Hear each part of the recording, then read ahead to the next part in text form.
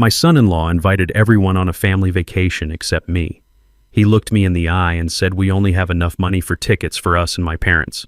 My daughter added that they needed a break from me because I would not fit in at a luxury resort.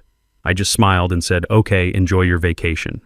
When they checked into the hotel, I was already there. I was not there as a guest. I was there as the owner. I am Reginald King. I am 71 years old. Most people look at me and see a retired maintenance worker.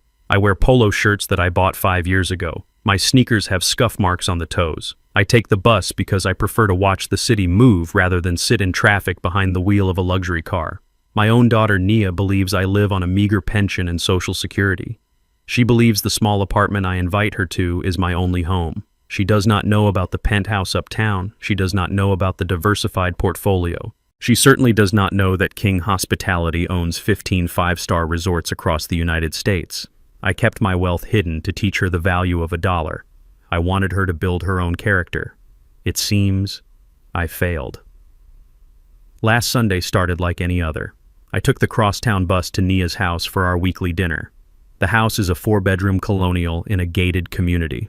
I paid the down payment for it 6 years ago, though Nia tells her husband Blake that it was a bonus from her work. Blake is a 35-year-old marketing director. He drives a leased BMW and wears watches that cost more than my first car. He talks loud and laughs louder. He treats me with a tolerance one reserves for a slow-witted pet. I sat at the corner of their mahogany dining table. The room smelled of roasted lamb and expensive perfume. Blake's parents were there, Preston and Georgette. They are people who believe wealth is a volume knob. They speak loudly about their country club memberships and the price of their imported cars. Preston looked at my faded blue shirt and smirked. He asked if I had found any good sales at the thrift store lately. I ignored him and took a sip of water. I have learned that silence is the most expensive thing you can buy. Blake stood up and tapped his fork against his crystal wine glass. The sound rang through the room. He cleared his throat. He had a smile that looked like he had just gotten away with a crime. He announced that next week was their 5th wedding anniversary. He said they were going to celebrate in style. He said they were going to Miami for 10 days. Nia clapped her hands. She looked beautiful. She is a dermatologist, but she works part-time now because Blake insists he can provide. I know the truth about their finances, but I have never spoken a word. Blake continued his speech. He said he had booked flights on American Airlines, first class. He said he had reserved rooms at the Royal Palms Resort and Spa. My fork paused halfway to my mouth. The Royal Palms. That was the jewel of my collection. I bought that property 20 years ago when it was a failing hotel called the Sand Dollar. I poured $40 million into renovations. It is now the most exclusive resort in South Beach.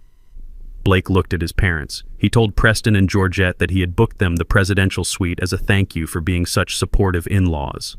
Georgette squealed like a teenager. She showed off her manicured nails and said she needed to go shopping for new bikinis. Preston patted Blake on the back and said he was a good son. The room was full of joy and anticipation. I waited. I waited for someone to look at me. I waited for my name. I waited for my daughter to say something. The silence stretched. It became heavy and suffocating. I finally placed my fork down on the china plate. I asked a simple question. I asked what time I should have my suitcase ready. The laughter died instantly.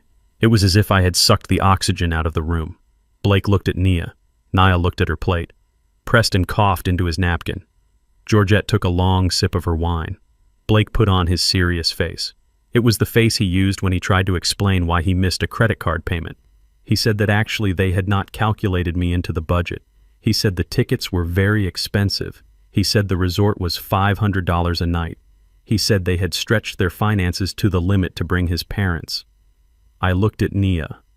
I expected her to speak up. I expected her to say that I was her father. I expected her to say that if there was no money for me, then they would downgrade their rooms to make it work. She did not. She looked at Blake and then she looked at me with eyes full of pity. She said that Blake was right. She said that the budget was tight. Then she delivered the second blow. She said that honestly I would not enjoy it. She said the Royal Palms is a place for high society. She said there are dress codes for dinner. She said I would feel out of place among those people. She said I would be uncomfortable and lonely. She said they needed a break to relax with people who understood their lifestyle. She meant Preston and Georgette. She meant people who were white. She meant people who looked like they belonged. I felt a coldness settle in my chest. It was not anger. Anger is hot. This was disappointment. It was the freezing realization that my daughter was ashamed of me. She saw a poor old black man in worn clothes. She did not see the father who worked double shifts to put her through medical school. She did not see the man who secretly paid off her student loans the day she graduated. She saw a burden. Blake poured more wine for his father. It was a bottle of Cabernet Sauvignon that cost $200. I knew the price because I own the vineyard that produces it. He said maybe next time they could do something simpler, maybe a camping trip, something more my speed. Preston laughed. He said camping was perfect for people who were used to roughing it. I looked around the table. I saw the expensive furniture I had paid for. I saw the food I had bought. I saw the people who were living on my hidden generosity while treating me like a beggar. I made a decision in that second. The game was over. I stood up slowly. My knees cracked. I put on my best smile. It was the smile I used before I fired a corrupt executive. I told them it was okay. I told them I understood perfectly. I told them to enjoy their vacation. I told them everyone deserves exactly what they pay for. I reached into my pocket. I had brought an envelope with $5,000 in cash. I had intended to give it to them as a surprise gift for their anniversary. I felt the thickness of the envelope. I pulled my hand out empty. I left the envelope in my pocket. I walked to the front door. Nia called out half-heartedly. She asked if I wanted to take some leftovers home. She said there was plenty of lamb. I did not turn around. I said I had plenty to eat at home. I walked out of the gated community. I walked past the security guard who waved at me. He knew me as the nice old man who walked to the bus stop. I stood under the street lamp. The Miami flight was tomorrow morning. They would be waking up early to drive to the airport. They would be posting photos on social media of their first-class lounge access. I took out my phone.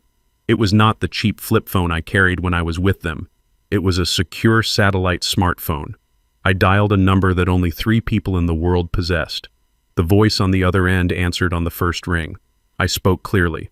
I said I needed the Gulfstream G650 fueled and ready at the private hangar in 2 hours. I said I was going to Miami. I said I needed the penthouse at the Royal Palms prepped for my arrival. The assistant asked if I wanted the usual security protocol. I said no. I said I wanted the general manager informed that I was coming, but the staff was to treat me as a ghost until I gave the signal. I said I wanted a full financial report on Blake and Nia sent to my tablet before I landed. I hung up the phone. The city bus pulled up to the curb. It hissed as the doors opened. I stepped onto the bus and swiped my senior citizen discount card. I sat in the back. I watched the houses of the wealthy suburb fade away. They thought they were leaving me behind. They thought they were going to a paradise where they could pretend to be royalty. They were wrong. They were walking straight into my kingdom. And in my kingdom there is no room for liars. I looked at my reflection in the dark bus window. The tired old man was gone. Reginald King, the CEO, was back. I took the envelope of cash out of my pocket. I looked at it. $5,000. It was not enough to buy a lesson, but it was enough to tip the pilot. I closed my eyes and waited for the ride to end. The vacation was just beginning. The hum of the Gulfstream engines was a whisper against the silence of the cabin. I sat in the cream leather seat and looked down at the clouds covering the Atlantic Ocean. I held a glass of sparkling water in my hand. I do not drink alcohol when I am preparing for a battle. And make no mistake, this was a battle. On the tablet in front of me was a file sent by my head of risk management. It was a financial autopsy of my son-in-law Blake. I expected it to be bad. I did not expect it to be a crime scene. I swiped through the pages. The numbers were in stark red. Blake was not just poor, he was drowning. He had $85,000 in credit card debt. It was not debt from student loans or a mortgage. It was debt from stupidity. There were charges for online sports betting sites. There were payments for a leased BMW that cost more than a teacher's salary. There were dinners at steakhouses where he tipped 50% to look successful while his bank account was overdrawn. He was living a lie and he was financing it with high-interest loans. I felt a cold anger rising in my chest. This man looked down on me. He treated me like a charity case because I wore old shoes. Yet he was the one living on borrowed time. But the next page was the one that made me set my glass down hard on the table. It was the transaction log for the vacation. I saw the charge for American Airlines, 4 first-class tickets. I saw the charge for the deposit at the Royal Palms, $5,000. The total estimated cost of the trip was $20,000. The payment source was a Visa card ending in 4598. I reached into my wallet and pulled out a small notebook where I keep my account codes. I verified the number. It was my card. 5 years ago, I gave a supplementary credit card to my daughter, Naya. I told her it was for emergencies. I told her to use it if she or the children ever needed medicine or urgent medical care. I told her it was a safety net. Nia had taken that safety net and used it to strangle me. She had paid for a luxury vacation to exclude me using my own money. She was treating her husband and his arrogant parents to a presidential suite on my dime while telling me they had a limited budget. I closed my eyes. I did not feel sadness. Sadness is a luxury for people who can afford to be weak. I felt clarity. Nia was no longer the innocent girl I protected. She was a 32-year-old woman who chose to steal from her father to please a husband who was a fraud. She had made her choice. Now she would have to live with the consequences. The pilot announced we were beginning our descent into Miami. I looked out the window. The water was turquoise and clear. In the distance, I saw the white towers of the Royal Palms Resort and Spa. It stood like a fortress on the edge of the beach. To the world, it is a 5-star paradise. To me, it is a monument to my past. 40 years ago, I stood on the roof of that very building. I was not flying in a private jet then. I was 31 years old. I was wearing a gray uniform that smelled of bleach and sweat. I was a janitor. I cleaned the marble floors of the lobby until my knees were bruised. I unclogged the toilets of men like Preston and Blake.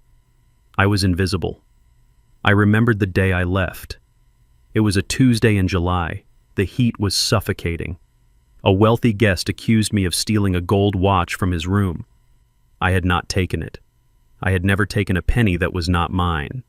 The general manager did not ask for proof. He did not look at the security cameras. He looked at my skin and he looked at my uniform. He fired me on the spot. He told me to get off the property before he called the police.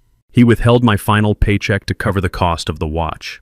I walked out the service entrance with nothing but the shirt on my back and a fire in my gut. I swore then that I would return. I swore I would not just be a guest. I worked 3 jobs. I saved. I invested in real estate when the market crashed.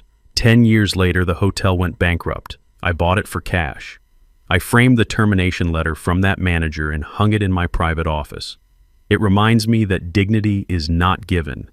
It is taken. Now my daughter and her husband were coming to my hotel. They were coming to act like royalty. They were coming to look down on the staff just as those guests had looked down on me 40 years ago. They did not know they were walking into a trap. They did not know that the man they pushed aside held the keys to the kingdom. I picked up the secure satellite phone on the console. I dialed the number of Javier, the general manager of the Royal Palms. He answered on the first ring. His voice was professional and alert. He knew that a call from this number meant business.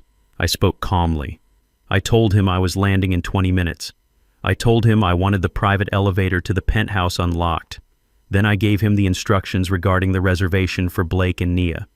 Javier asked if he should prepare the VIP welcome package with the champagne and the flowers. I said no. I told him to flag their reservation in the system. I told him that when they arrive tomorrow, they are to be treated exactly according to their financial standing. I told him to run a credit check on every card they present.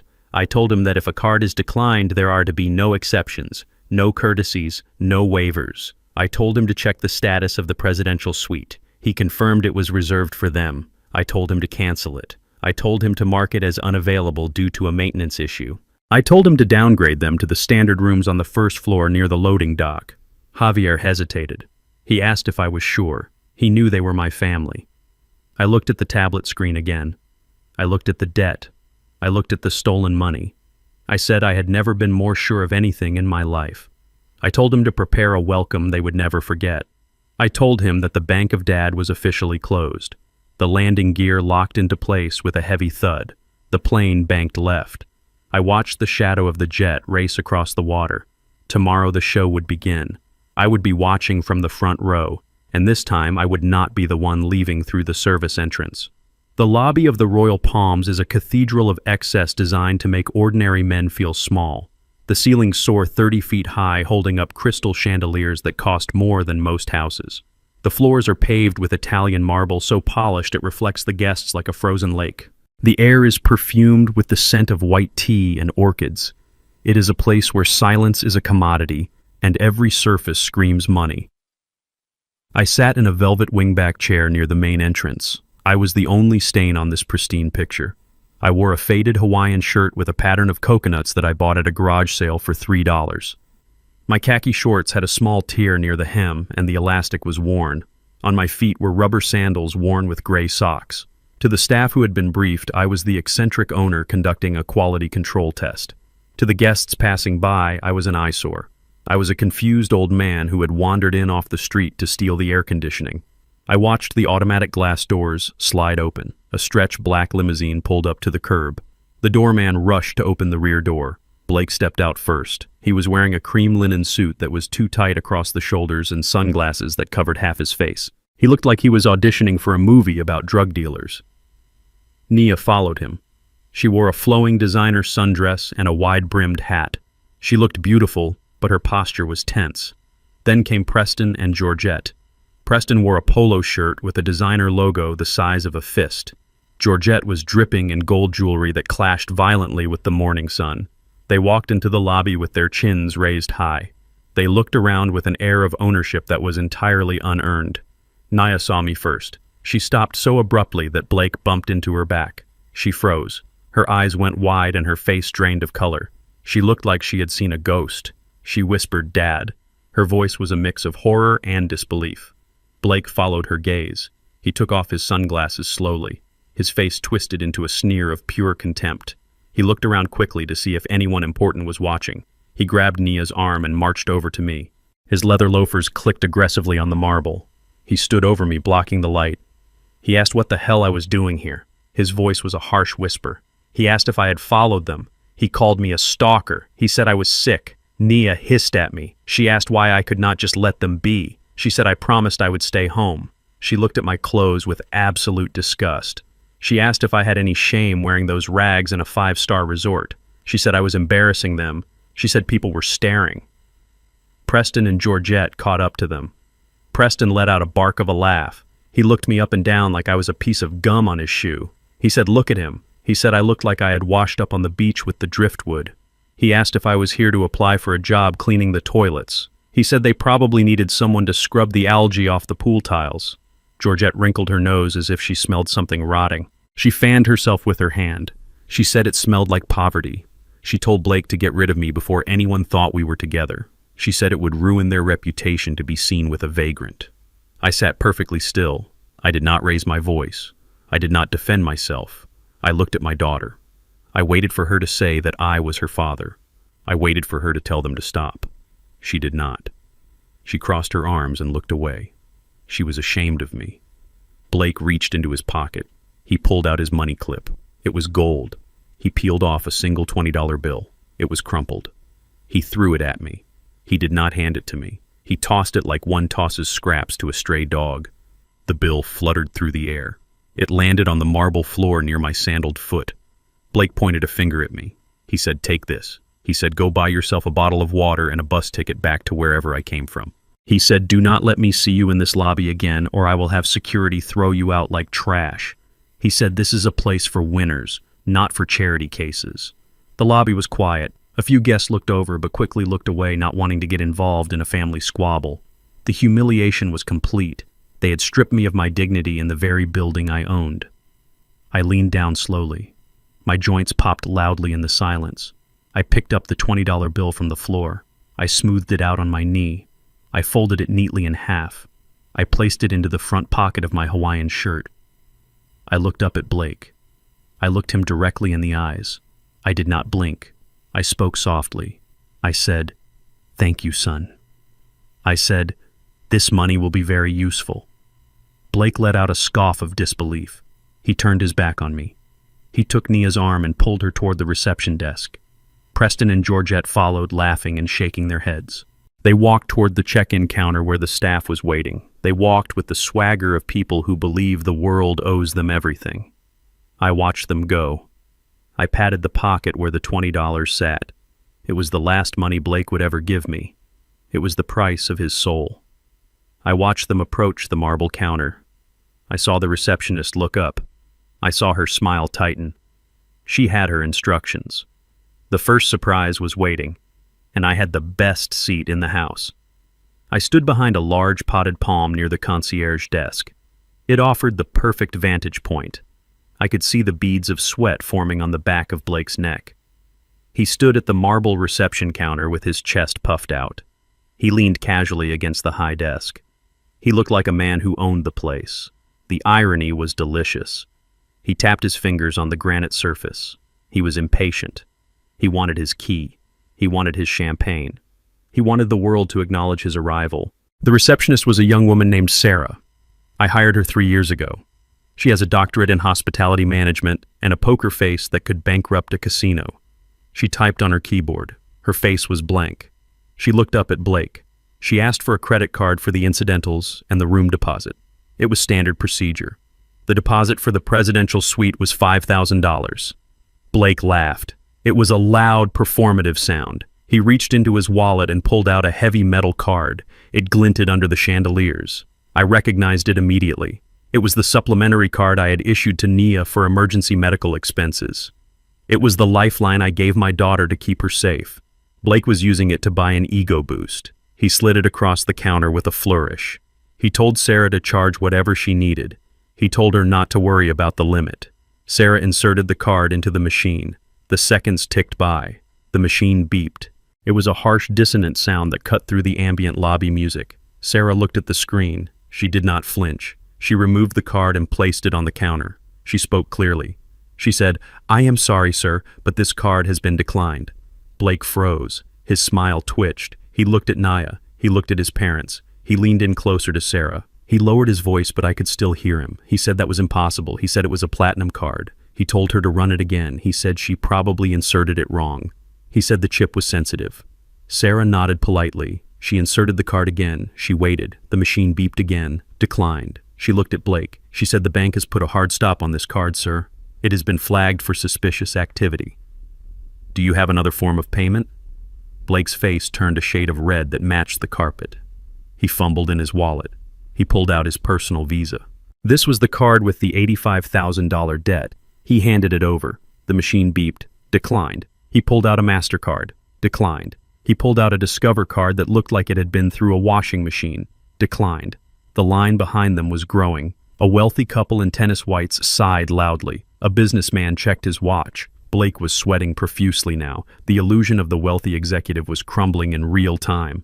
He looked at Nia. Nia looked at the floor. She knew the cards were maxed out. She knew they were living on fumes. Blake turned to his father. He laughed nervously.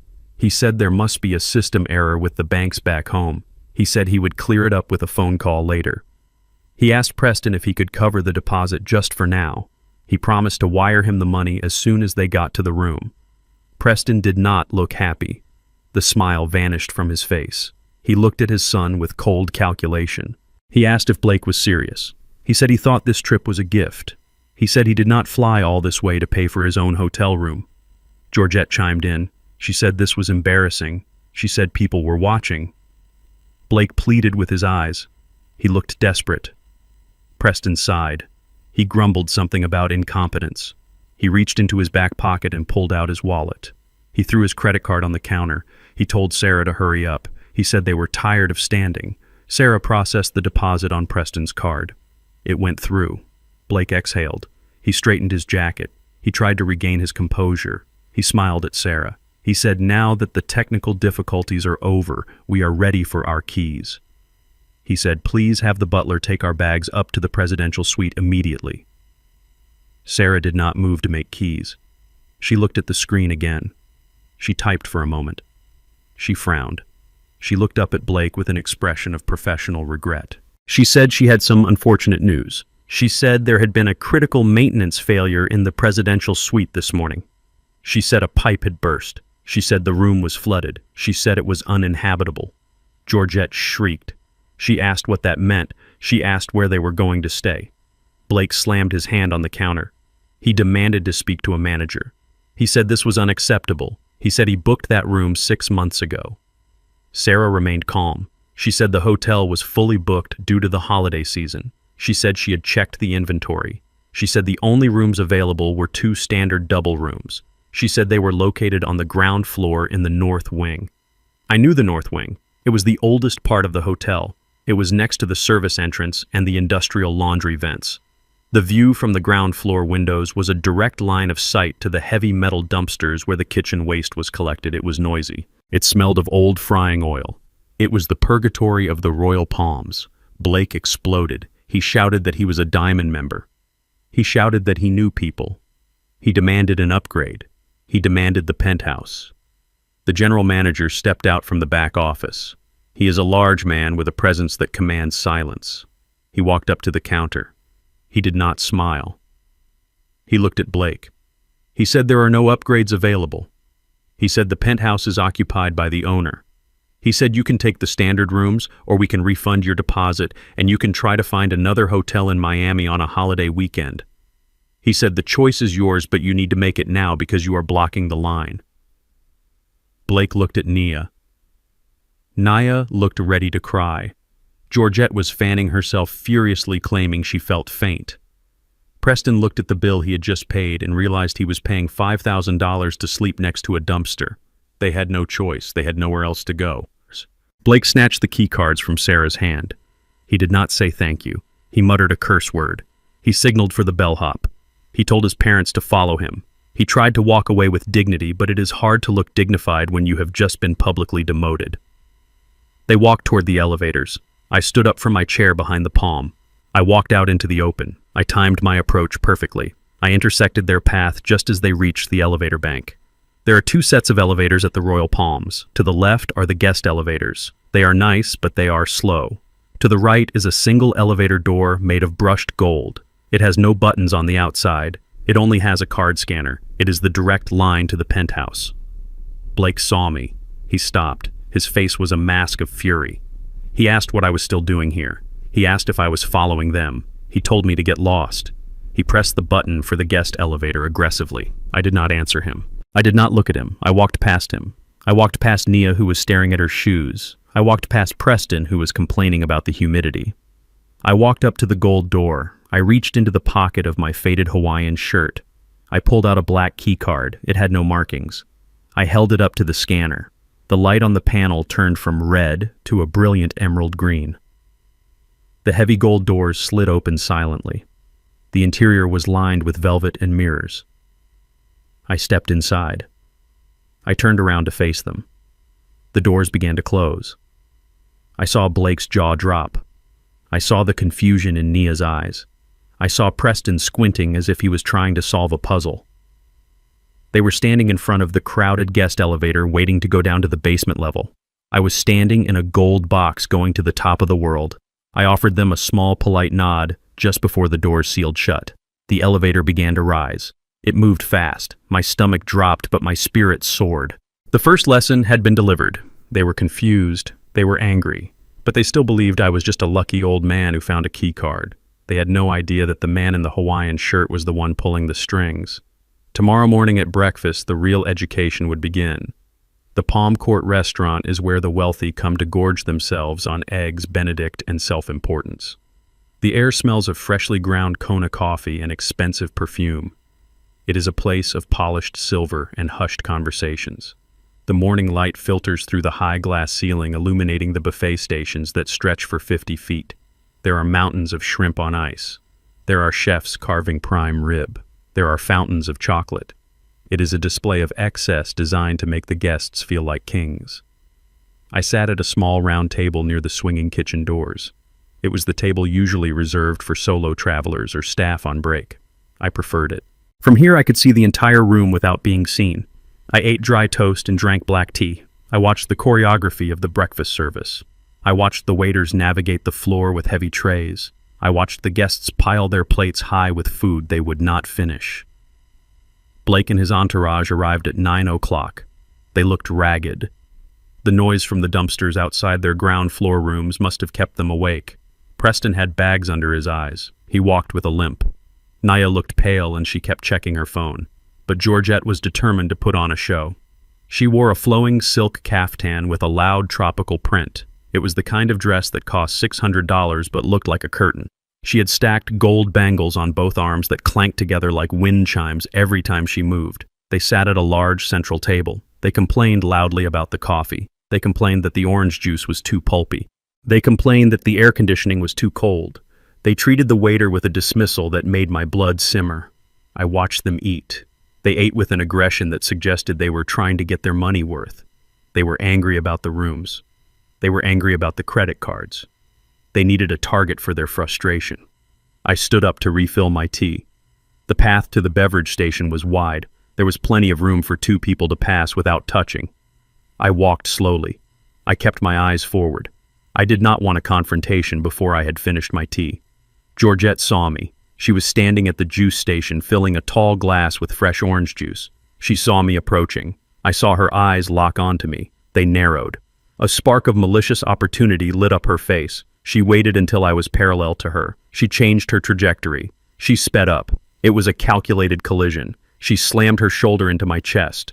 She held the glass of juice in her right hand. She did not drop it. She flicked her wrist with the precision of a tennis player. It was a move of pure malice. The cold, sticky liquid splashed over my chest. It soaked into my white polo shirt. It dripped down my shorts. It ran down my leg into my sock. "Oh my God, watch where you are going, you clumsy old fool." Her voice was a siren. The restaurant went silent. The clinking of silverware stopped. Every head turned. Georgette brushed a microscopic drop of juice off her silk sleeve. She looked at me with venom. She pointed a manicured finger at my chest. She said, "Look what you did." She said, "This dress is designer silk." She said, "It is ruined." She said, "I should not be allowed in here if I cannot walk without stumbling." She called me a senile hazard. I stood there dripping. The juice was cold against my skin, but I felt a fire rising inside me. I looked at the table where my family sat.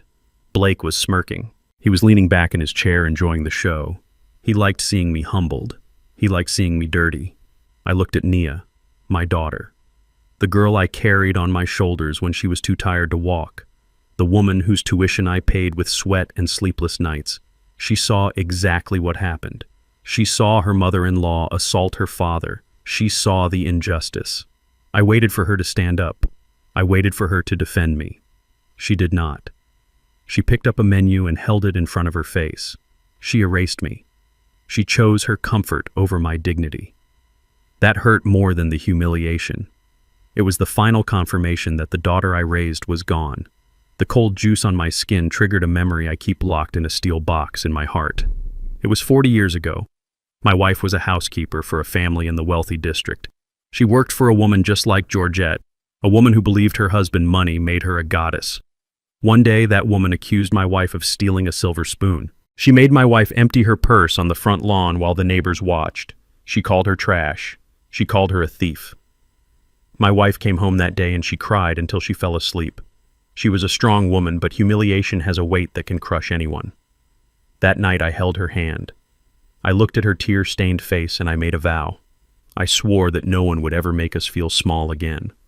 I swore I would build a wall of money so high that no one could ever look down on us. I built this empire not for the luxury. I built it for the shield.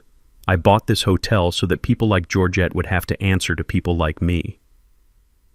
The floor manager rushed over with a stack of white napkins. He looked terrified. He knew who I was. He knew I signed his paychecks. He started to dab at my shirt. He apologized profusely. He offered to get me a fresh shirt from the boutique. I stopped him with a gentle hand on his arm. I told him no. I did not wipe the stain. I wanted to wear it. It was a badge of honor. It was evidence. It was the fuel I needed to burn their world down. I stepped closer to Georgette. She took a step back. Her eyes flickered with uncertainty. She expected an apology. She expected me to cower. She expected the poor old man to be afraid of the rich lady. She did not expect me to invade her personal space. I looked her in the eye. I spoke clearly. My voice was low, but it carried across the room. I wanted the entire buffet line to hear this. I said, "Mrs. Preston, do not worry about my shirt. A stain on fabric is a trivial thing. It can be washed away with water and soap. It is temporary. But there is another kind of stain here." Georgette frowned. She asked what I was talking about. She told me to get away from her. I continued. I said, "A stain on your character is permanent. There is no detergent in the world that can clean a rotten soul. You spilled juice on me to make yourself feel big, but you only showed everyone how small you really are." Georgette turned the color of a beet. Her mouth opened and closed like a fish on a dock. She gasped. She looked around for support, but the other guests were whispering. They were not looking at her with admiration. They were looking at her with disgust. They saw a dignified man standing up to a bully. I did not wait for her response. I turned my back on her. I walked past the table where Nia was hiding behind her menu. I did not look at her. I walked out of the restaurant with the orange juice dripping from my shirt. I walked with my head high. As I passed the host stand, I caught the eye of the general manager. He was standing by the door, witnessing everything. I gave him a single nod. It was a silent command. It meant proceed with phase 2. It meant take off the gloves. I walked to the elevator. The sticky shirt clung to my chest. I did not care. I felt powerful. Georgette thought she had shamed me. She was wrong. She had just signed her own sentence. The breakfast was over. The Hunger Games had just begun. The sun had set over Miami, but the lights inside the grand ballroom burned brighter than the day. The charity gala for the Children's Hospital is the most exclusive event of the season on the coast. Tickets cost $1,000 a plate. The room was a sea of black tuxedos and designer gowns. Waiters moved like shadows, carrying trays of champagne and caviar. The air was thick with the sound of string quartets and money changing hands. I sat at a small table in the very back corner of the room. I was shrouded in the darkness beyond the reach of the crystal chandeliers. I had changed out of my juice-stained shirt. I wore a simple black suit that I keep in my office closet. It was not a designer label. It was off the rack. To the untrained eye, I looked like a retired schoolteacher who had perhaps wandered into the wrong party or a staff member taking a break. I nursed a glass of sparkling water and watched the sharks circle. Blake and his entourage made their entrance 20 minutes late. They wanted to be seen. Blake wore a tuxedo that was clearly rented. The sleeves were a fraction too long. Preston strutted in with a cigar in his breast pocket, violating the non-smoking policy before he even sat down. Georgette had changed into a silver dress that looked like aluminum foil wrapped around a fire hydrant. Nia looked beautiful in blue, but her eyes were darting around the room nervously. She knew they did not belong here. She knew the credit cards were maxed out. She knew they were swimming in waters too deep for them. They sat at a table near the front. Blake immediately began ordering bottles of champagne for the table. He was trying to wash away the humiliation of the morning with alcohol. He laughed too loud. He clapped Preston on the back. He was performing the role of the wealthy benefactor, but I could see the tension in his jaw. He was terrified. The auctioneer took the stage. He was a British man with a voice like melted butter. He sold a trip to Bali for $10,000. He sold a diamond necklace for $15,000. Blake sat on his hands. He wanted to bid. I could see his hand twitching near his paddle. He needed a win. He needed to show his father that the credit card decline at the front desk was just a glitch. He needed to prove he was a big man. Then came the star of the evening. The auctioneer signaled to his assistants. They brought out a velvet pillow. Resting on it was a single bottle of wine. It was a 1945 Chateau Mouton Rothschild. It was not just wine. It was history. It was one of the most celebrated vintages of the 20th century. The label was designed by Philippe Julien. It was a symbol of victory and endurance. The room went quiet. The auctioneer started the bidding at $5,000. A hand went up near the front. $6,000. $7,000. Blake looked at Preston. Preston nodded encouragement. He whispered something to his son, probably telling him that a man of his stature should have a bottle like that in his cellar. Blake puffed out his chest. He raised his paddle. Number 104, $8,000. The room murmured. Blake looked around beaming. He had entered the arena. I sat in the shadows. I waited. The bid went to $9,000. Blake raised it to $10,000. He was confident now. He thought he had won. I lifted my finger. I did not have a paddle. I did not need one. The auctioneer knew exactly who I was. He saw my signal in the dark. $11,000 to the gentleman in the back, he announced. Blake whipped his head around. He squinted into the darkness. He could not see me clearly, but he saw the silhouette. He frowned. He raised his paddle again. $12,000, I raised my finger. $13,000.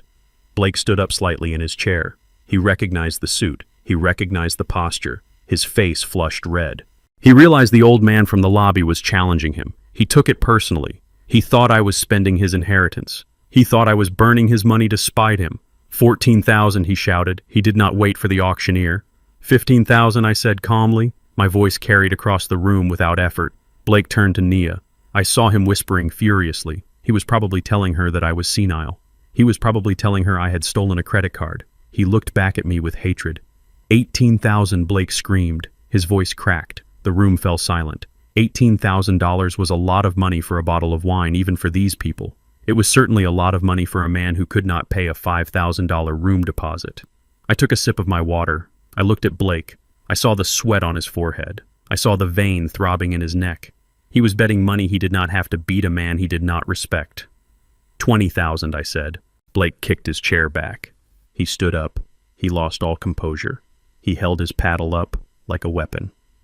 $25,000, he yelled. The crowd gasped. Preston looked at his son with wide eyes. Even he knew this was reckless. Georgette looked thrilled. She thought they had won. She clapped her hands. The auctioneer looked at me. Going once at 25,000. Going twice. I stood up slowly. I buttoned my jacket. I stepped out of the shadows just enough for the light to catch my face. I looked at Blake. I wanted him to see me. I wanted him to know that this was not a game. This was an execution. $50,000, I said. The silence that followed was absolute. It was heavy. It was the sound of oxygen leaving the room. $50,000. It was an absurd amount. It was a statement. Blake turned purple. He looked like he was going to have a stroke. He pointed a shaking finger at me. He shouted at the top of his lungs. This is a joke. That man is a fraud. He is a broke old man who took the bus here. He does not have 50 cents, let alone $50,000. Security turned to look. The guests whispered. Blake felt empowered by his own outburst. He continued to scream.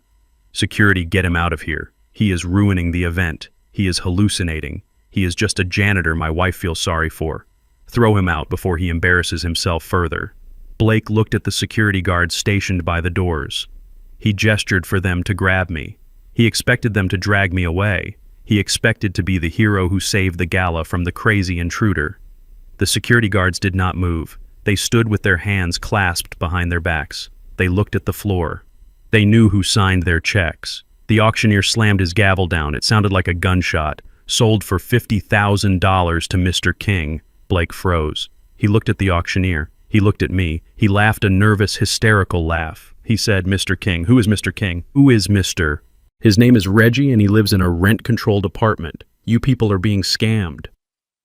The general manager of the resort walked onto the stage. He picked up the bottle of wine with white-gloved hands. He walked down the stairs. He walked past the table where Blake stood trembling with rage. He walked past Preston, who was staring with his mouth open. He walked all the way to the back of the room. He stopped at my table. He bowed slightly. He placed the bottle gently on the tablecloth in front of me. Current vintage, sir, he said. Shall I have it sent up to the penthouse, or would you like it decanted here? I looked at the bottle. I looked at Blake. He was staring at me. His face was a mask of confusion and horror. He could not process what he was seeing. His brain was trying to reject the reality. He shouted across the room, "He stole it! That old man stole that money. He must have robbed a bank. Call the police. Arrest him." I signaled to the manager. "Send it to the penthouse," I said. "I have some trash to take out before I can enjoy a drink." Blake collapsed into his chair. He looked at Nia. Nia was covering her face with her hands. She knew. Deep down, she knew something was terribly wrong. But Blake was too arrogant to see the truth. He genuinely believed I was a criminal. He believed the only way a black man in a cheap suit could have $50,000 was by theft. I sat back down in the shadows. The auction continued. But the party for Blake was over. He just did not know it yet. He sat there seething. He was already planning his revenge. He was going to call the authorities. He was going to expose me. He had no idea he was the one who had been exposed. The trap was set. The bait had been taken. Now it was time to snap the jaw shut. The sun beat down on the pool deck of the Royal Palms, turning the white concrete into a blinding mirror. I lay on a plastic lounge chair in the far corner near the towel return bin. I wore a pair of swim trunks I had owned since the 90s. They were a faded navy blue with a drawstring that was fraying at the ends. My chest was bare and my skin looked dry and weathered against the sleek, oiled bodies of the other guests. I had a pair of scratched reading glasses perched on my nose and I held a newspaper in front of my face. To anyone passing by, I was just an old man napping in the heat. But inside the folds of the Miami Herald, I had tucked a confidential due diligence report printed on thick bond paper. I heard the slap of designer sandals on the pavement before I saw them. Blake and Naya were marching toward me. Blake wore swim shorts that were too short and too tight, patterned with little sailboats. He had a gold chain tangled in his chest hair. Nia wore a black swimsuit and a sheer cover-up. She clutched an oversized straw bag to her chest like a shield. They did not look like people on vacation. They looked like people hunting a pest. Blake stopped at the foot of my chair. He cast a long shadow over my newspaper. He did not say, "Excuse me." He kicked the leg of my chair with his foot. It was a sharp, aggressive tap. He said, "Wake up, Reggie. We need to talk." I lowered the paper slowly. I peered over the rim of my glasses. I asked him if he was enjoying the pool. He ignored the question. He crossed his arms. His biceps were soft. He leaned down. His voice was a low hiss. He asked me where I got the money. He asked me about the wine. He said $50,000 does not just fall out of the sky into the lap of a retired janitor. Nia stepped up beside him. She took off her sunglasses. Her eyes were red and puffy. She looked at me with a mixture of pity and fear. She said, "Dad, please be honest with us." She said she was worried sick all night. She said she knows how hard it is to live on a fixed income. She asked if I had done something foolish. She asked if I had gone to a loan shark. Blake let out a cruel laugh. He said, "Loan shark." He said, "Look at him, Nia. No loan shark would give him $5, let alone $50,000. He said he probably stole it. He said he probably dipped into some rainy day fund he had been hiding for his funeral. He said, or maybe he stole a wallet from the locker room." He pointed a finger in my face. He said, "Listen to me, old man." He said, "I do not know what game you are playing, but it ends now." He said, "I am a respected professional." He said, "I am a director of marketing." He said, "I cannot have my father-in-law getting arrested for fraud in the middle of my vacation." He said, "It reflects badly on me." I sat up. I folded the newspaper carefully. I placed it on my lap. I looked at Blake. I looked at the sweat beading on his forehead. He was terrified. He was not worried about me. He was worried that my poverty was contagious. He was worried that my presence would reveal his own insecurity. I spoke calmly. I said I did not steal the money, Blake. I said I did not borrow it. I said I simply paid for something I wanted. Blake shook his head. He did not believe me. He could not believe me. His worldview depended on me being beneath him. If I had money, then he was not superior. And if he was not superior, then he was nothing. He leaned closer. He bared his teeth. He said, "You are lying." He said, "You are going to leave this hotel right now." He said, "If you are not gone in 10 minutes, I am going to call the police." He said, "I will tell them you are harassing us." He said, "I will tell them you are senile and dangerous." He said, "I will have you committed to a state facility where they can medicate you until you forget your own name." Nia gasped. She touched his arm. She said, "Blake, that is too far." Blake shook her off. He said, "No, Nia. He needs to learn." He said he is ruining everything. I looked at him. I did not feel fear. I felt the cold satisfaction of a hunter who has the prey in his sights. I tapped the newspaper on my lap. I tapped the hidden report. I asked him how things were at the office. Blake blinked. He straightened up. He looked confused. He asked what the hell I was talking about. He said work was great. He said he was crushing it. He said he was in line for a massive bonus. I nodded slowly. I said, "That is interesting." I said, "Because I read the business section." I said, "I read that Zenith Marketing is in free fall." I said, "I read that they lost the Coca-Cola account last month." I said, "I read that the CEO is looking for a buyer to bail them out before payroll bounces on Friday." Blake went pale. The color drained from his face so fast he looked like he was going to faint. He looked at Naya. He saw her looking at him with wide eyes. He realized he had been caught in a lie. He had not told her. He had been pretending everything was fine while the ship sank. He stammered. He said, "That is not true." He said, "You do not know what you are talking about." He said, "That is just industry gossip." He said, "You are reading trash." I continued. I said, "I heard the acquisition is almost done." I said, "I heard the new owners are going to clean house." I said, "I heard they are going to fire the entire marketing department because of gross incompetence and bloated salaries." I said, "It sounds like a bad time to be spending $20,000 on a vacation you cannot afford." Blake stepped back. He looked at me with pure hatred. He could not understand how I knew. He could not fathom that the man in the faded swim trunks had better intel than he did. He laughed. It was a desperate cracking sound. He said, "You are crazy." He said, "You are a senile old man reading tabloids and making up stories to scare me." He said, "My job is secure." He said, I am indispensable. He grabbed Nia's hand. He pulled her away. He said, come on, honey. He said, do not listen to him. He said his mind is gone. He said he is just jealous. He started to walk away. He tried to strut, but his legs were stiff. He was scared. I called out to him. I did not shout. I just raised my voice enough to carry over the sound of the splashing water. I said, we will see, Blake. I said we will see who is indispensable and who is unemployed come Monday morning. Blake froze for a second. He did not turn around. He kept walking. He dragged Nia toward the bar. He needed a drink. He needed to drown the voice in his head that was whispering that I was right. I watched them go. I opened my newspaper again. I looked at the report from my acquisition team. The deal to buy Zenith Marketing was scheduled to close at 9 a.m. on Monday. The restructuring plan was already approved. The first name on the list of redundancies was Blake Anderson. He called me a senile old man. He thought I was reading the funnies. He did not know I was reading his obituary. I adjusted my glasses. I settled back into the chair. The sun felt good. Monday was going to be a very good day. I sat at the antique desk in the penthouse study. The view behind me stretched across the Atlantic Ocean where the moonlight danced on the waves. I held a fountain pen with a gold nib. I wrote on thick cream-colored cardstock embossed with the resort logo. The note was simple. It said, please join me for dinner tonight at the summit to clear the air. I want to make things right. I folded the card and placed it in a matching envelope. I rang the bell on the desk. My personal butler entered the room. He wore a tuxedo that fit better than Blake's wedding suit. I handed him the envelope. I told him to deliver it to the standard rooms on the ground floor near the loading dock. I told him to wait for a response. 20 minutes later, he returned. He kept his face neutral, but I saw the flicker of amusement in his eyes. He said Mr. Anderson accepted the invitation immediately. He said Mr. Anderson told him to tell the old man to bring his checkbook. He said the family seemed very excited. They were already arguing about what to wear. I dressed for dinner with deliberate care. I did not wear a suit this time. I wore the same simple polo shirt and khakis I had worn earlier. I wanted the contrast to be sharp. I wanted them to see the janitor while they played the kings. I took the private elevator up to the summit. The restaurant sits on the 50th floor. It revolves slowly, giving diners a 360-degree view of Miami. The walls are glass. The tables are set with Limoges china and Baccarat crystal. The average bill for 2 people is $1,200 without wine. It is the most expensive table in the city.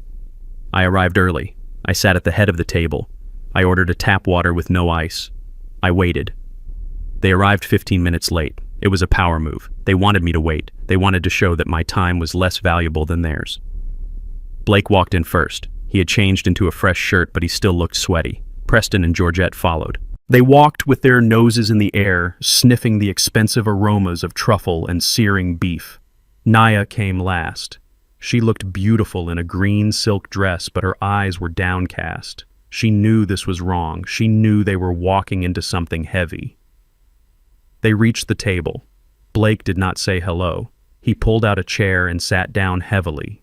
He looked at me with a smug grin. He said, "Well, Reggie, I am glad you finally came to your senses." He said it takes a big man to admit when he is out of his depth. He said we appreciate the apology dinner. He said he hoped I brought my credit card because they were starving. Preston sat down and immediately picked up the wine list. It was a leather-bound book the size of a Bible. He opened it and whistled. He said, "Look at these prices." He looked at me. He asked if I was sure I could afford this.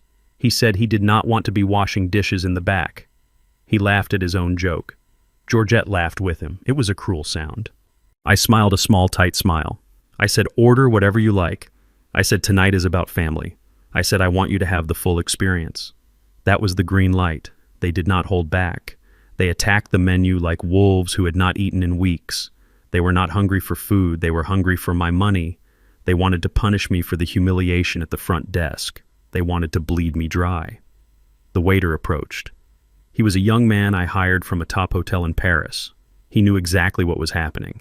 He looked at me for a brief second. I gave him a micro nod. Preston started. He said, "Bring us 2 bottles of the Dom Perignon Rose." He said the vintage one. He pointed to the price. It was $800 a bottle. He looked at me to see if I flinched. I did not blink. Georgette ordered the seafood tower. It is a 3-tiered display of lobster, crab, oysters, and caviar. It costs $400. She said she needed the protein after such a stressful day. She looked at my shirt and wrinkled her nose. She said she hoped the food was better than the company. Blake ordered the A5 Wagyu beef. It is imported from Japan. It costs $30 an ounce. He ordered a 20-ounce steak. He told the waiter to shave fresh truffles on top. He said, "Keep shaving until I say stop." He looked at me and winked. He said, "You only live once, right, Reggie?" He said, "Might as well enjoy the retirement fund while it lasts." Nia ordered a simple salad. She looked uncomfortable. She touched Blake's arm. She whispered that maybe they were ordering too much. Blake brushed her off. He said, "Relax, babe." He said, "Your dad offered." He said he wants to make up for being a jerk. He said, "Let him feel like a provider for once." The food arrived in waves. The table groaned under the weight of silver platters. The champagne flowed. Preston drank, gulping it down like soda. Georgette picked at the lobster with her fingers, grease shining on her chin. Blake cut into his steak with savage delight. He chewed with his mouth open. He talked while he ate. He said, "You know, Reggie, this is almost enough to make me forget about the stunt you pulled at the auction." He said, "Almost." He said, "You really embarrassed yourself there." He said, "I hope you managed to return that wine bottle before they called the cops." He said, "I bet you had to beg for a refund." I sipped my water. I said I kept the bottle. I said it is in a safe place. Blake laughed. He said, "Right." He said, "In your safe place under your mattress." He raised his glass. He proposed a toast. He said to Reggie. He said, "Thanks for the meal, old man." He said, "After this, you should probably head home." He said, "We have the rest of the vacation to enjoy, and we do not want you cramping our style." He said, "Go back to your little apartment and save up for next year." Preston burped loudly. He said, "Hear, hear." He said, "This was a nice gesture, Reggie, but do not think it makes us equals." He said, "You are still just a guest at our table." He said, "Pay the bill and then disappear. That is the best gift you can give us." Georgette licked butter off her thumb. She said, "Honestly, this is the least he could do after ruining my dress this morning."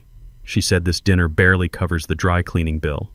She ordered another bottle of champagne. She did not ask me. She just told the waiter to keep it coming. I watched them. I watched the greed distort their faces. I watched them gorge themselves on my generosity. They were so confident. They were so sure that they were the predators and I was the prey. They thought I was a desperate old man trying to buy their affection. They did not understand that I was not buying their love. I was buying evidence. I was letting them run up a tab that would become a noose. The meal wound down. The table was a wreckage of empty shells and half-eaten steaks. They ordered dessert. They ordered cognac that cost $100 a glass. They were drunk on alcohol and power. They leaned back in their chairs. They looked satisfied. Blake looked at his watch. He said, "Well, this has been fun, but we have an early tea time tomorrow." He snapped his fingers at the waiter. He shouted, "Check." He pointed at me. He said, "Give it to the gentleman." The waiter placed the leather folder in front of me. I did not open it. I knew the total. It was $18,400 in change. It was the price of a small car. It was an obscenity. I sat there. I did not move to pick it up. I stared at Blake. Nia leaned in close to her husband.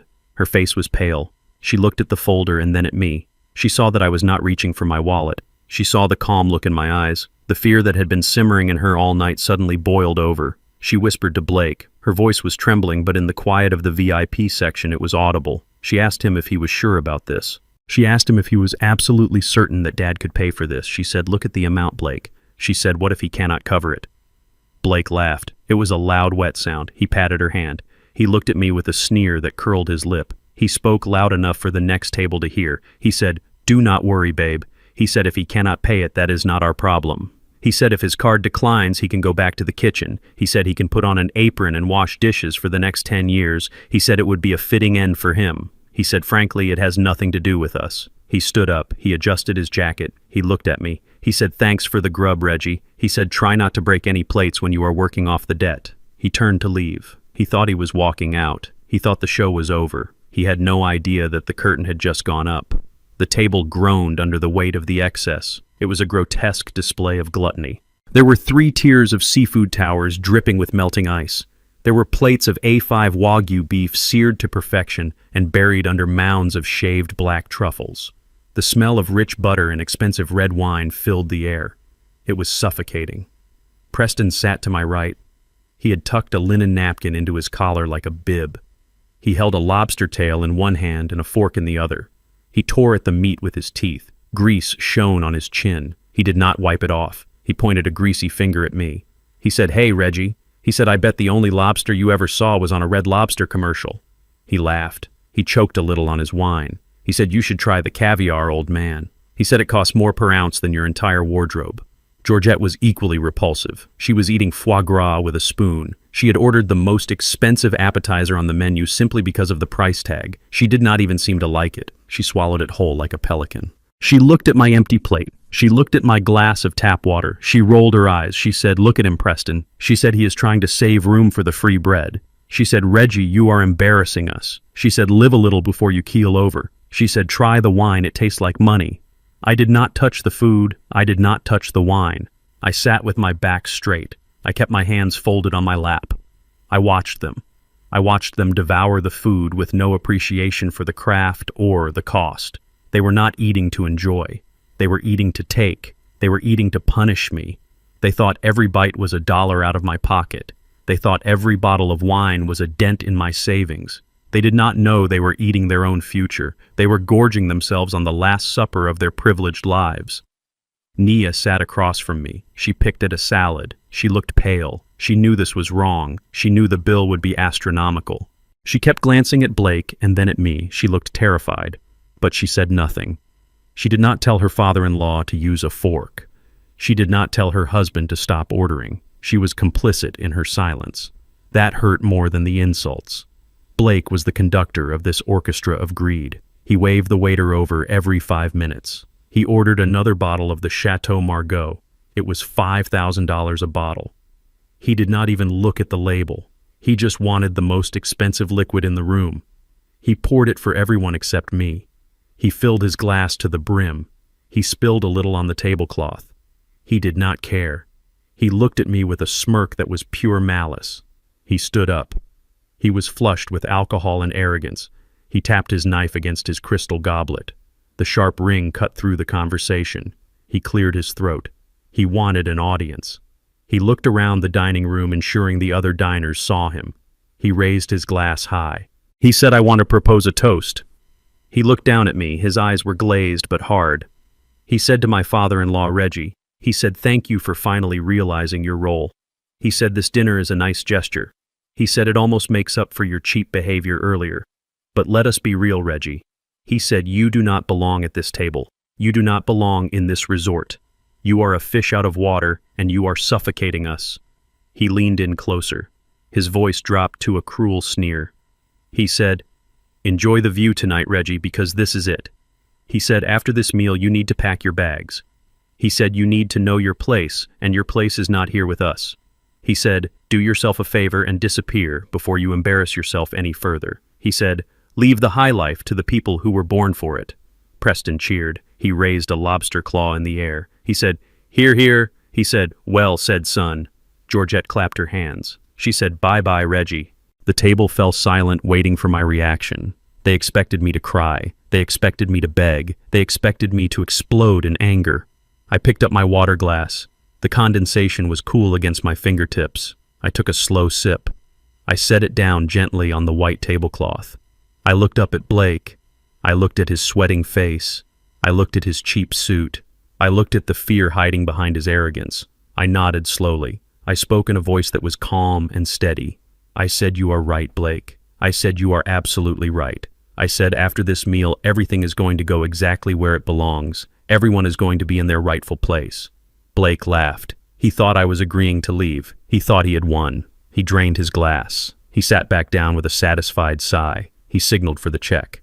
He had no idea that when I said everyone would be in their rightful place, I meant he would be in the street and I would be on the throne.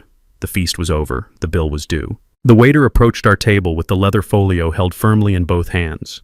He placed it on the white tablecloth directly in front of me. It sat there like a verdict. The black leather was smooth and cold. Blake leaned back in his chair, picking his teeth with a silver toothpick. He smirked.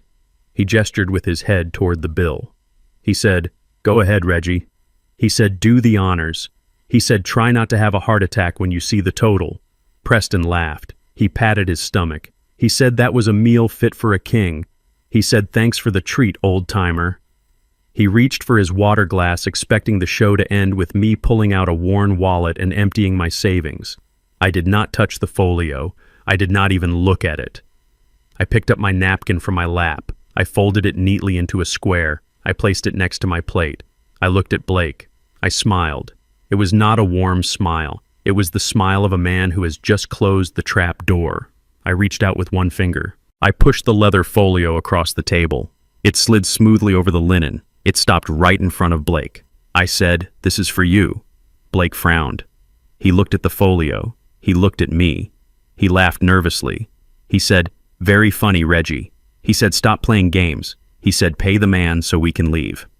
I shook my head. I said, "I am not playing games, Blake." I said, "I invited you to dinner." I said, "I wanted you to have the experience." I said, "But I never said I would pay for your gluttony." I said, "My rule has always been simple." I said, "He who orders pays." I said, "You ordered the wine. You ordered the beef. You ordered the truffles." I said, "I had a glass of tap water." I said, "That is free." The silence at the table was absolute. Naya dropped her fork. It clattered loudly against her plate. Her face went white. She whispered, "Dad, what are you doing?" She said, "You cannot be serious." Preston slammed his hand on the table. He shouted, "What is the meaning of this?" He said, "You invited us." He said, "This is entrapment." He said, "You are trying to embarrass us." I looked at him. I said, "Embarrassment is a choice, Preston." I said, "Just like ordering a $5,000 bottle of wine is a choice." I said, "You made your choices. Now you pay the bill." Blake opened the folio. His hands were shaking. He looked at the total. His eyes bulged. He gasped. He said, $18,400. He looked up at me. He screamed, "Are you insane?" He said, "I do not have $18,000 on me." He said, "You know that." He said, "You set us up." I leaned forward. I said, "Set you up." I said, "Did I force you to order the Wagyu? Did I force you to order the vintage champagne? Did I force you to treat the waiter like a servant?" I said, "No, Blake." I said, "You did all that on your own." I said, "You wanted to live like a king." I said, "Now you have to pay the king ransom." Georgette started to hyperventilate. She fanned herself with her napkin. She said, "I am going to faint." She said, "This cannot be happening." She said, "Someone do something." Blake looked around the room. People were staring. He was trapped. He looked at me with hatred. He realized I was not going to budge. He realized he had no choice. He had to pay or he had to face the consequences. He reached into his jacket pocket. He pulled out a sleek black card. It was his corporate credit card, the one issued by Zenith Marketing for business expenses only. Using it for a personal dinner was grounds for immediate termination. It was embezzlement. But he was desperate. He thought he could cover it up later. He thought he could claim it was a client dinner. He threw the card at the waiter. He said, "Just run it." He said, "I will deal with you later, Reggie." He said, "You are going to regret this." The waiter took the card. He walked to the terminal station near our table. He inserted the card. We all watched. The machine beeped. It was a loud, harsh sound. The waiter looked at the screen. He removed the card. He walked back to the table. He placed the card in front of Blake.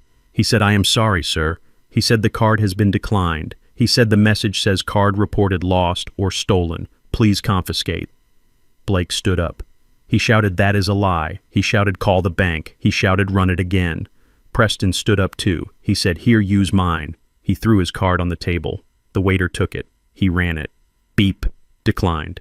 Insufficient funds. The flight tickets and the room upgrade attempt had maxed it out. Panic set in. Real, primal panic. Blake looked at Nia. Nia shook her head. She was crying. She said, "I do not have any money, Blake." She said, "You know I do not." Blake looked at me. He begged. He said, "Reggie, please." He said, "Stop this." He said, "Help us." He said, "We will pay you back." He said, "Do not let them arrest us." I sat still. I took a sip of water. I said, "I cannot help you, Blake." I said, "I am just a retired janitor, remember?" I said, "I do not have that kind of money." The general manager appeared at the table. He was flanked by 2 large security guards. He looked grave. He looked at Blake. He spoke clearly. He said, "Excuse me, sir." He said, "We have a problem." He said, "The bill must be settled immediately." He said, "If you cannot pay, we will be forced to involve the authorities." He said, "Theft of services is a felony in this state." He said, "Especially for this amount." Blake started to sweat. He loosened his tie. He said, "Wait." He said, "Give me a minute." He said, "I can call my boss." He said, "I can fix this." The manager shook his head. He said, "I'm afraid we do not have a minute, sir." He said the police are already on their way for an unrelated matter, but I can easily redirect them here. He said you have 30 seconds to produce a valid form of payment or you will be escorted to the holding room. Blake looked at me one last time. He saw no mercy in my eyes. He saw only the reflection of his own greed. He realized the game was over.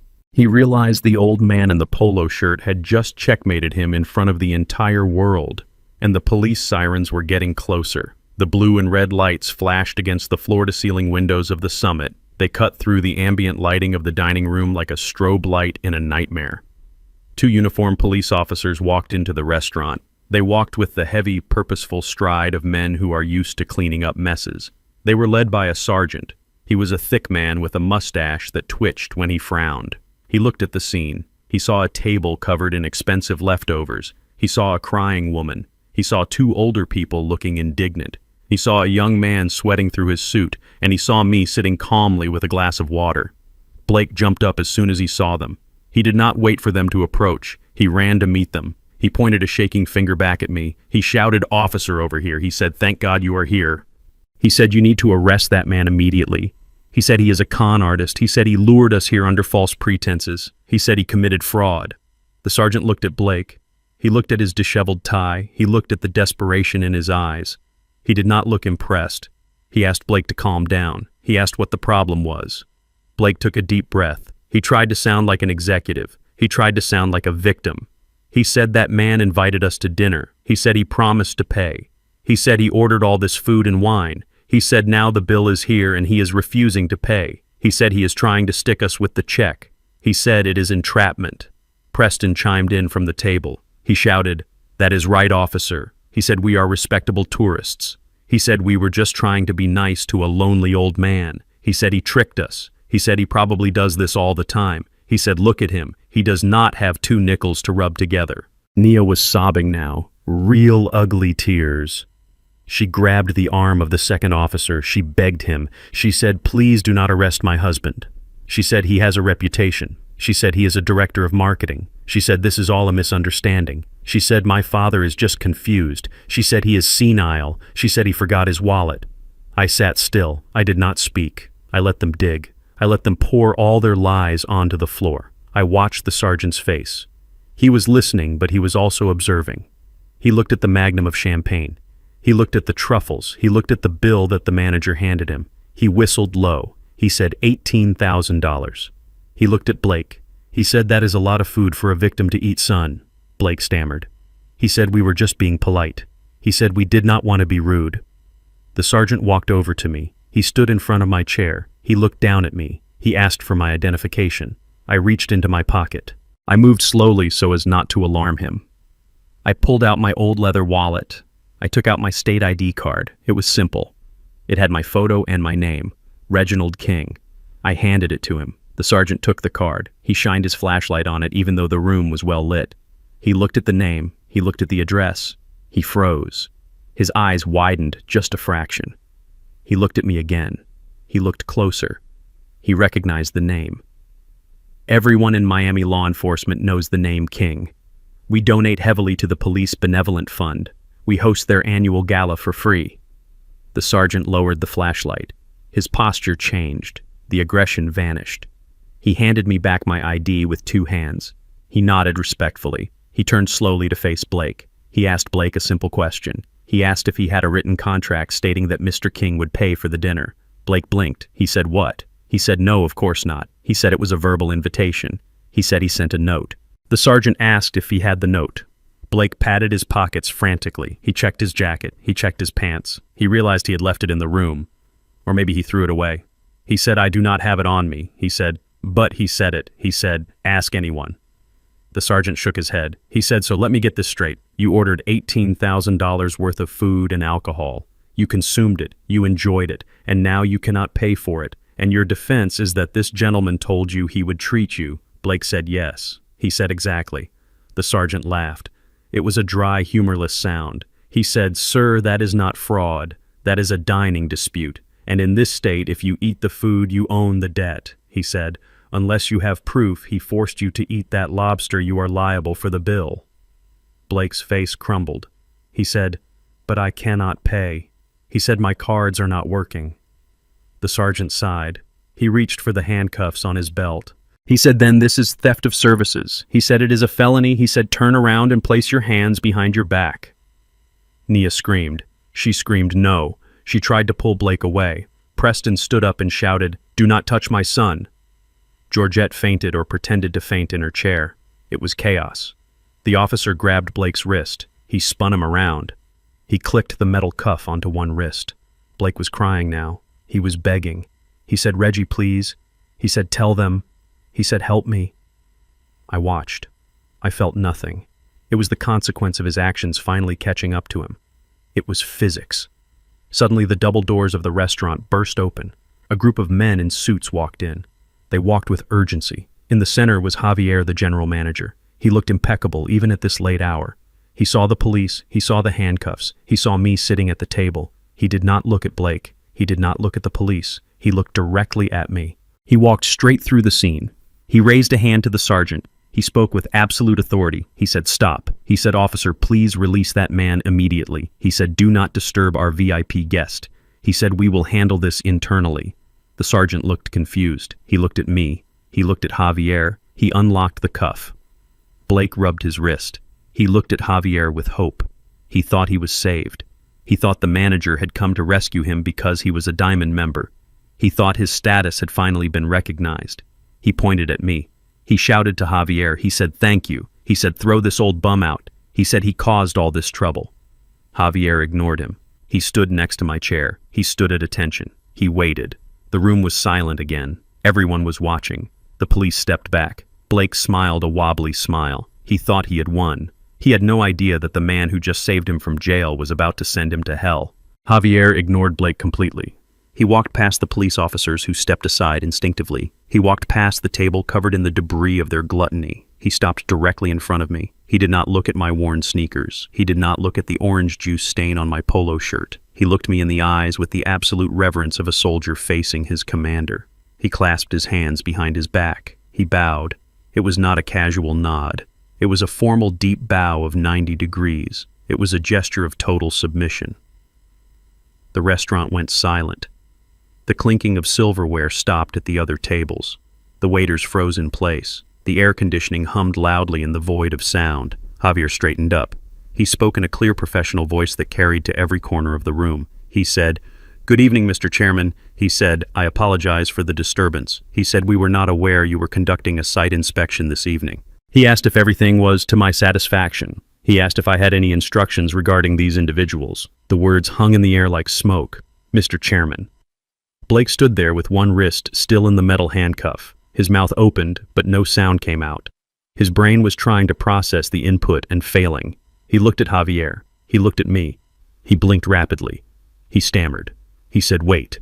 He said, "What did you call him?" He said, "This is Reggie." He said, "He is a janitor." He said, "He is my father-in-law." He said, "You have them mixed up." He said, "This is a mistake."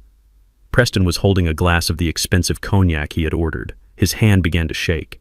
It shook so violently that the amber liquid sloshed over the rim and onto his hand. His fingers went numb. The crystal snifter slipped from his grip. It hit the marble floor. It shattered with a sound like a gunshot. The noise made everyone jump except me. Preston did not look down at the broken glass. He stared at me with eyes wide with terror. He realized in that second that he had just insulted a man who could buy and sell him 10 times over.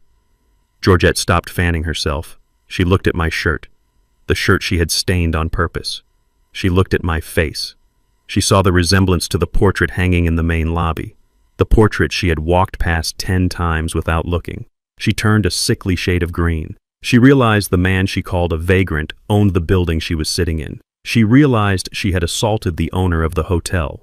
Nia was the worst. She did not look scared. She looked confused. She looked at me as if I had grown a second head. She whispered, "Dad." She asked what is happening. She asked why he is calling you chairman. She looked at my calm face. She looked at the way the staff was looking at me. The realization hit her like a physical blow. She realized she did not know her own father. She realized she had underestimated me for her entire life. She realized the man she treated like a burden was actually the titan holding up the sky. The police sergeant looked at Javier. He looked at me. He looked at the ID card in my hand that said Reginald King. He put the pieces together. He holstered his baton. He stepped back from Blake as if Blake were radioactive. He took off his cap. He looked at me and said, "Mr. King, I had no idea." He said, "I apologize, sir." He said, "We were told there was a theft in progress." I stood up slowly. I did not use the table for support. I stood up straight. The posture of the tired old man vanished. I stood with the bearing of a man who has built an empire from nothing. I looked at Blake. I looked at him with cold indifference. I spoke. My voice was steady and deep. I said, "You wanted to know who I am, Blake. I said you wanted to know where I got the money. I said you called me a fraud. I said you were right about one thing. I said I am a fraud. I said I pretended to be poor to see if you were decent. I said I pretended to be weak to see if you were cruel. I said I pretended to be helpless to see if you would help me. I said you failed every single test." Blake shook his head. He said no. He said this is a prank. He said you are lying. He said tell them Javier. He said tell them he is nobody. Javier looked at Blake with ice in his eyes. He said, "Sir, you are speaking to Reginald King." He said he is the founder and chairman of King Hospitality Group. He said he owns this resort. He said he owns this island. He said he owns the mortgage on the building where your office is located. He said, "Show some respect." Blake collapsed into his chair. The handcuff clattered against the wood. He looked at the bill on the table. $18,000. He looked at me. He realized that $18,000 was nothing to me. He realized that for me this was not about money. It was about the lesson. I looked at Nia. She was crying silently. She reached out a hand toward me. She said, "Dad, why?" She said, "Why did you not tell us?" She said we would have treated you differently. I looked at her. I said, "That is exactly why I did not tell you, Nia." I said I did not want to be treated differently because of my money. I said I wanted to be treated with respect because I am your father. I said I wanted to be loved for who I am, not for what I can buy. I said you showed me that without the money I am nothing to you. The room was still silent. The guests at the other tables were watching with fascination. They knew they were witnessing a massacre. Javier waited. He stood at attention. He asked again. He said, "Mr. Chairman, do you have any instructions?" I looked at the table. I looked at the half-eaten lobster. I looked at the spilled cognac. I looked at the people who had feasted on my generosity and spat in my face. I felt no pity. I felt no hesitation. I looked at the police sergeant. I said, "Officer, you can remove the handcuffs." I said I do not want this man arrested for theft of services. Blake looked up with hope. He thought I was saving him. He thought I was going to pay the bill and let him go. He thought he had survived. I continued. I said, "I do not want him arrested because that would be too easy. I said I want him to experience the consequences of his actions as a free man. I said I want him to walk out of here and face the world he created." I turned to Javier. I spoke with the authority that comes from 40 years of hard work. I said the food was excellent, Javier. I said the service was impeccable. I said, but the atmosphere is polluted. I said I cannot enjoy my resort while it is infested with parasites. I pointed at Blake. I pointed at Preston and Georgette. I pointed at Naya. I said my instruction is simple. I said clean this trash out of my restaurant. I said remove them from my property immediately. I said revoke their access. I said put them on the street. Javier nodded. He signaled to his security team. 4 large men in black suits stepped forward. They did not smile. They moved toward the table. Blake stood up. He shouted no. He shouted, "You cannot do this." He shouted, "I am family." I turned my back on him. I sat down. I picked up my glass of water. I took a sip. I said I have no family here. I said I only see guests who have overstayed their welcome. The security guards grabbed them. They did not be gentle. They pulled Preston out of his chair. They took Georgette by the arm. They guided Blake and Naya toward the exit. The guests watched them go. They watched the arrogant people who had marched in like kings being dragged out like criminals. I watched the elevator doors close on their screaming faces. The silence returned to the room. The air felt cleaner. I looked at Javier.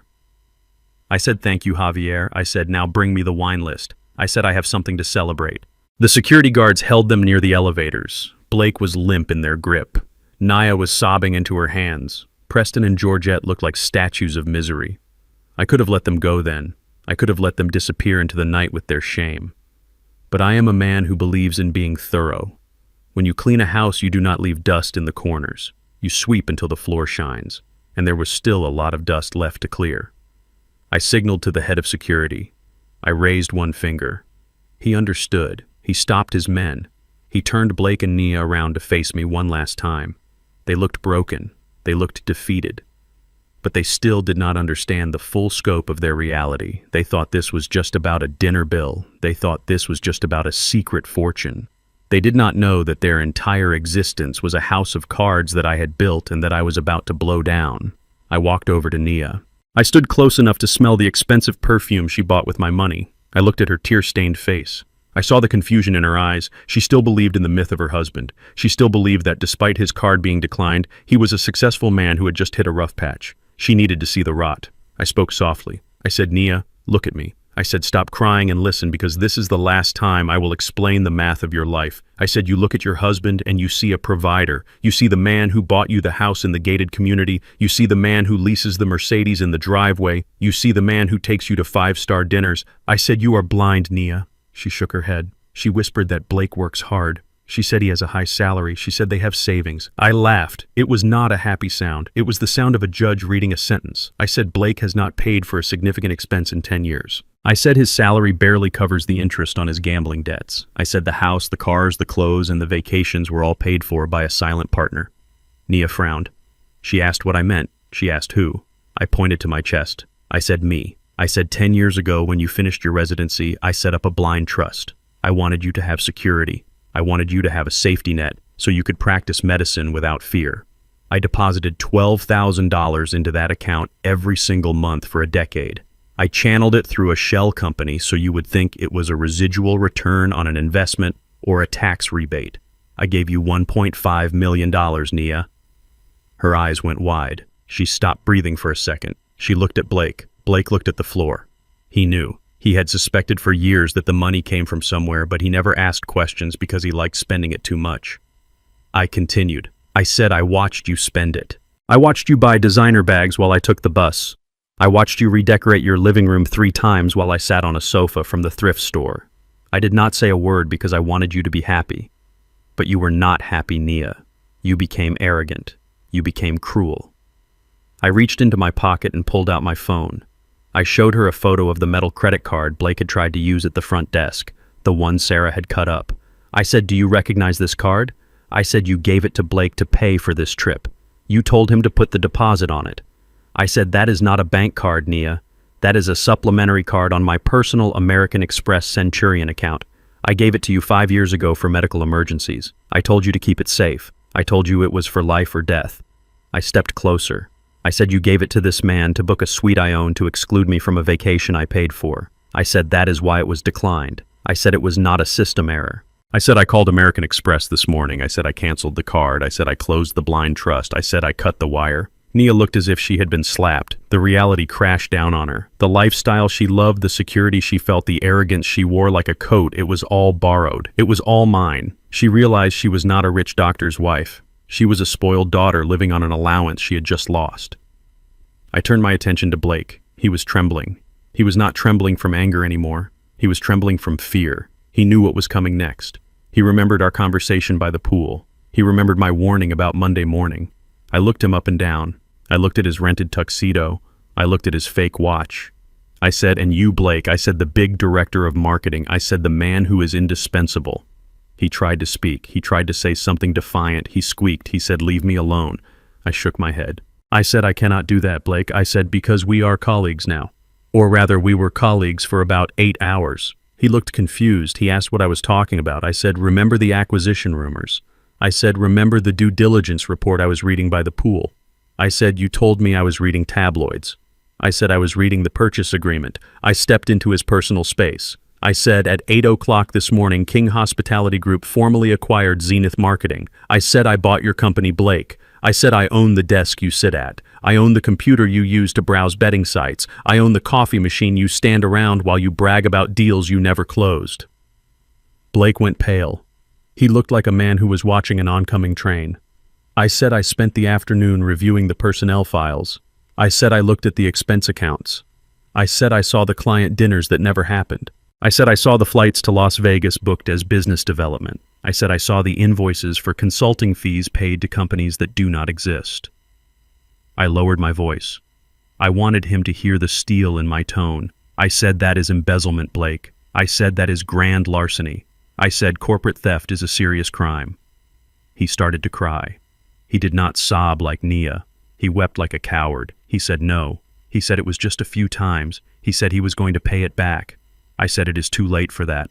I said, as the new owner of Zenith Marketing, my first official act was to terminate your employment for cause. I said, you are fired, Blake. I said, you lost your job this morning while you were sleeping in the bed I paid for. I said, but that is not the worst part. I said, I have already forwarded the audit results to the district attorney. I said, my lawyers are filing a civil suit to recover the stolen funds. I said, the police waiting outside are not just there for a dining dispute. I said, they have a warrant for your arrest regarding the company funds. Blake's knees gave out. He collapsed. The security guards had to hold him up by his armpits. He hung there like a wet rag. He had lost everything. He had lost his job. He had lost his money. He had lost his reputation. And he was about to lose his freedom. Preston and Georgette watched in horror. They realized their son was not the golden boy. He was a criminal. They realized the gravy train had not just stopped, it had derailed and exploded. I looked at them all. The broken family, the liars, the thieves. I felt a great weight lift off my shoulders. I had carried their secrets for too long. I had enabled their behavior with my silence. Now the truth was out and it was blinding. I said, take them away. The guards dragged Blake toward the door. He was wailing now. He was screaming that he was sorry. He was screaming that he did not mean it.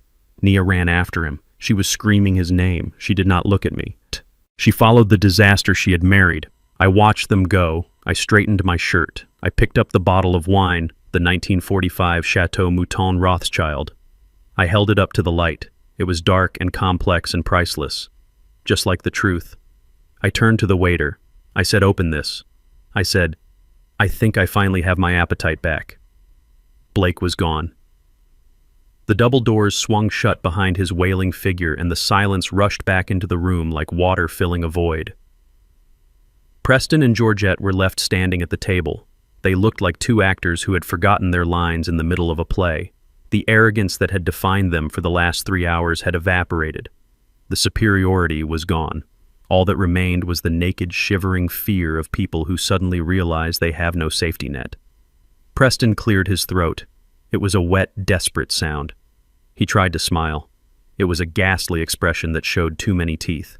He reached for his wine glass out of habit, then remembered he could not afford the liquid inside it. He pulled his hand back as if the crystal were hot. He looked at me. He tried to summon the camaraderie of a peer. He said, Reggie, old pal. He said, let us not be hasty. He said, we were just having a bit of fun. He said, you know how it is. He said, boys will be boys. He said, surely we can work something out between gentlemen. Georgette tried to smooth the front of her silk caftan. She tried to summon the haughty woman who had spilled juice on me that morning. She failed. She looked small and withered under the bright lights of the chandelier. She looked at me with pleading eyes that were rimmed with smudged mascara. She said, we are family, Reggie. She said, think of the grandchildren you might have one day. She said, don't be harsh. She said, we made a mistake, but we are all adults here. She said, surely you don't mean to kick us out. I looked at them. I felt a cold disgust that settled in my stomach like lead. These were the people who mocked my clothes. These were the people who treated the staff like dirt. These were the people who raised a son to be a thief and then cheered him on as he spent stolen money. I signaled to Javier. I told him to bring me the tablet. He handed it to me with a sharp nod. I tapped the screen a few times to bring up the file I needed. I turned the tablet around and placed it on the table amidst the ruin of their feast. I said, Preston, I want you to look at this. I said, do you recognize this document? Preston squinted.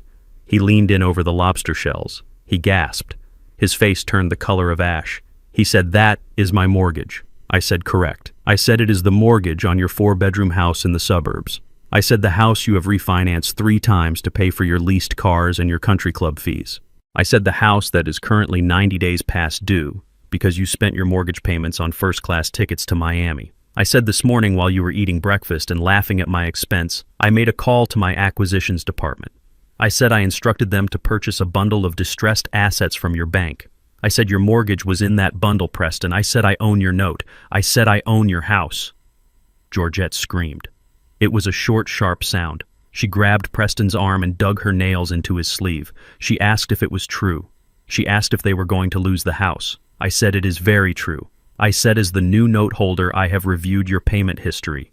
I said it is abysmal. I said usually I would offer a restructuring plan to a struggling family. I said I would offer a grace period. I stood up. I walked around the table. I stood right in front of them. I loomed over them. I said, but I only offer grace to people who deserve it. I said you do not deserve grace. I said you deserve reality. I said here is the deal. I said the bill for this dinner is $18,400. I said I am adding that to your outstanding principal effective immediately. I said I am calling the loan due. I said you have 30 days to pay the full balance of $460,000 plus the dinner bill plus the legal fees. I said if the money is not in my account by the first of the month, I will initiate foreclosure proceedings. I said I will evict you. I said I will put your furniture on the curb. I said I will sell the house to recover my losses, and I will sue you for the deficiency. I said you will spend your retirement in a rental trailer if you are lucky. Preston fell to his knees. He literally dropped to the floor of the 3-star Michelin restaurant. He grabbed my hand. His palms were sweaty. He begged. He said, Reggie, please. He said we have nowhere to go. He said we are retired. He said we are old. I pulled my hand away. I wiped it on my napkin. I said I am old too, Preston. I said you called me a senile old man. I said you told me to go back to the kitchen. I said you told me to know my place. I said, well, I know my place. My place is the creditor, your place is the debtor, and the debt is due. I looked at Javier. I said, remove them. I said, I want my restaurant clean. The security guards stepped forward. They did not ask nicely this time. They grabbed Preston by the arms and hauled him up from the floor. They took Georgette by the elbows. She was crying hysterically now. She was shouting that she was a VIP. She was shouting that this was illegal. Javier spoke over her screams. He said, you are not a VIP, madam. He said, you are a trespasser. They dragged them through the dining room. The other guests watched in silence. They saw the tacky clothes. They saw the fear. They saw the end of the charade. It was a public execution of their social status. They were humiliated in front of the very people they had tried so hard to impress. I followed them to the door. I wanted to see them leave. I wanted to make sure the cancer was fully excised from my property. We took the elevator down to the lobby. The doors opened. The guards threw them out onto the marble floor near the main entrance. Blake was already there. The police had released him with a citation, but he was waiting for his parents because he had no money for a cab. He was sitting on a bench with his head in his hands. Naya was standing next to him. She looked lost. She saw her in-laws being thrown out like garbage. She saw me standing in the elevator with the general manager. The guards pushed Preston and Georgette toward the glass doors. They stumbled. They ran toward the exit. They wanted to escape the eyes of the staff. They wanted to escape the shame. Blake stood up. He looked at his parents running away. He looked at the security guards blocking his path back in. He looked at Nia, and then he looked at me. His face twisted with rage. It was ugly. He needed someone to blame. He could not blame himself. That would require a spine. He needed a scapegoat for his destruction. Naya reached out to him. She was crying. She said, Blake, honey. She said, we will figure this out. She said, I am sorry. She tried to touch his shoulder. Blake slapped her hand away. He did not just push it. He struck her. He shoved her hard in the chest. Nia stumbled back in her high heels. She fell onto the hard floor of the lobby. She looked up at him in shock. She had never seen him violent. She had only seen him weak. Blake screamed at her. His voice echoed off the high ceilings. He screamed, "It is your fault." He pointed a shaking finger at me standing in the elevator. He screamed, "It is your crazy father's fault." He screamed, "You ruined my life." He said, "I married you for the lifestyle."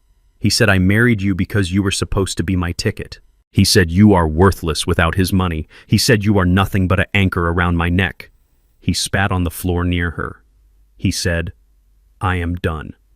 He turned and ran out the automatic doors. He ran into the humid Miami night to face a future that included prison bars and poverty. He left his wife on the floor. Nia sat there. She watched him go. She did not chase him this time. She looked at the empty space where her husband used to be. Then she looked at me. She saw the man she had betrayed standing tall and untouched. She saw the father she had rejected. I did not step out of the elevator. I did not go to help her up. She needed to feel the cold marble. She needed to feel the rock bottom.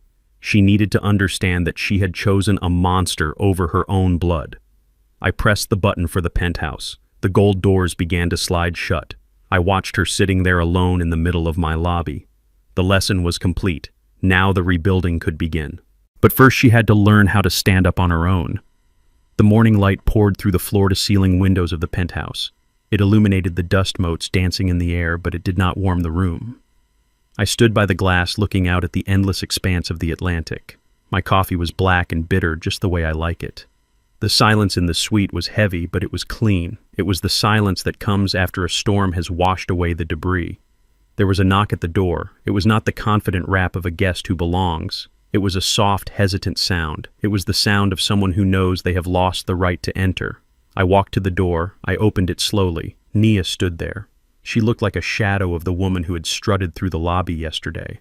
Her designer dress was rumpled and stained. Her hair was a tangled mess. Her face was swollen and blotchy from hours of crying. She was not wearing her shoes. She held her expensive sandals in one hand like a beggar holding out a cup. She was barefoot on the plush carpet of the hallway. She looked up at me. Her lip quivered. She tried to speak, but the words caught in her throat. She dropped her shoes. She fell to her knees. She did not care about her dignity anymore. She did not care about appearances. She cared about survival. She sobbed. She said, "Dad." She said, "Please." She said, "I have nowhere to go." She said, "Blake left me." She said, "He took the cash from my purse and ran." She said, "I am alone in this city." She said, "I am so sorry." I looked down at her. I felt a flicker of the old instinct, the urge to pick her up and tell her everything would be all right. But I crushed it. That instinct was what had created this monster. That instinct was the enabler. I stepped back. I said, "Get up, Nia." I said, "Stand on your feet." I said, "You are a king. We do not kneel." She struggled to stand. She leaned against the doorframe for support. She wiped her nose with the back of her hand. She looked pathetic. She said, "Dad, I didn't mean to hurt you." She said, "Blake made me do it." She said, "He is controlling." She said, "He told me we had to impress his parents." She said, "I was scared of him." She said, "I just wanted to keep the peace." I shook my head. I walked back into the living room. I sat on the white leather sofa. I gestured for her to sit in the chair opposite me. She sat on the edge as if she expected the chair to eject her. I spoke calmly. I said, "Stop lying, Nia." I said, "Stop blaming Blake for your character flaws." I said, "Blake is a thief and a fool, but he did not force you to be ashamed of your father." I said, "I remember the dinner at your house." I said, "I remember you telling me I would not fit in." I said, "I remember you looking at my clothes with disgust." I said, "I remember you choosing his parents over me." I said, "That was not Blake. That was you." She started to cry harder.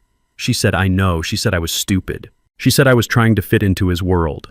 She said I thought that if I looked perfect and acted rich, they would accept me. She said I lost myself. I said, "And what did that cost you?" I said, "You sold your father for a seat at a table where you were the main course." I said, "You let them mock me. You let them throw money at me. You let them treat me like a dog. And you said nothing. You watched. You agreed." I leaned forward. I wanted her to see my eyes. I wanted her to see the resolve. I said, "I do not blame you for being poor, Nia." I said, "There is no shame in poverty. I came from poverty. I built this empire from poverty." I said, "I do not blame you for marrying a loser. Love makes us blind." I said, "I blame you for being a coward." I said, "That is the sin I cannot forgive." I said, "You saw injustice and you stayed silent because it was comfortable. You saw cruelty and you looked away because it was convenient. You sold your self-respect for a vacation. You sold your soul for a hotel room." Nia looked down at her hands. She knew I was right. She could not argue with the truth. The shame radiated off her in waves. She whispered, "What do I do now?" She said, "I have no money." She said, "The cards are canceled." She said, "The house is in foreclosure." She said, "I cannot go back there." She said, "I have lost everything." I looked at her. I saw the potential she once had. I saw the medical degree she barely used. I saw the intelligent woman buried under layers of vanity and fear. I decided to give her one last gift. It was not money. It was opportunity. I stood up. I walked to the desk. I picked up a bundle of fabric that I had requested from housekeeping earlier that morning. It was folded neatly. It was gray polyester. It was stiff. It was a uniform. I walked back to her. I held it out. I said, I am not going to give you money, Nia. I said, the bank is closed forever. I said, I am not going to pay your rent. I am not going to buy your clothes. I am not going to bail you out of the mess you made. She looked at the bundle. She asked what it was.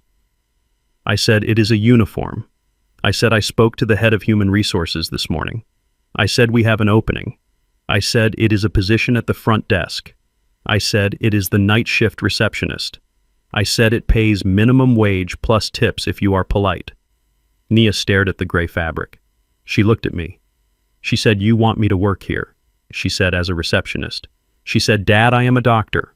I said, you were a doctor. I said, now you are a destitute woman with no home and no income.